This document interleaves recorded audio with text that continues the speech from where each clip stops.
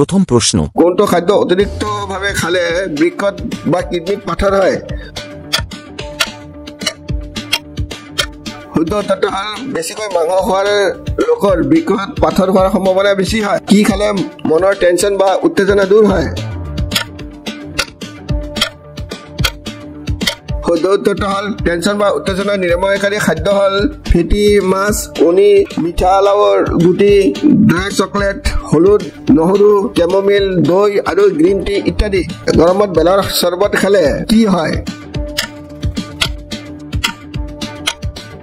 শুদ্ধ উত্তৰটো হ'ল গোটেই দিনটোত কাম কৰাৰ পিছত ইতিমধ্যে অত্যাধিক গৰমৰ বাবে শৰীৰ ক্লান্ত হৈ পৰে আৰু শৰীৰত পানীৰ প্ৰয়োজন হৈ পৰে। এই সময়ত যদি আপুনি বেলৰ চৰ্বত খায় তেন্তে শৰীৰৰ সকলো সমস্যা দূৰ হ'ব, কাৰণ বেলত প্ৰচুৰ পৰিমাণে বগা carotene, vitamin B complex, calcium আৰু আইৰণ থাকে, যিয়ে কেৱল গৰমৰ সময়ত শৰীৰৰ শীতল কৰাই নহয়, আমাৰ শৰীৰত পাচন শক্তি বৃদ্ধি কৰে, শৰীৰত শক্তি বৃদ্ধি কৰে, আনকি অত্যন্ত গৰমৰ সময়ত হিট ষ্ট্ৰোক প্ৰতিৰোধ কৰাত সহায় কৰে। গতিকে গৰমৰ বতৰত বেলৰ চৰ্বত খোৱাটো অতি উত্তম।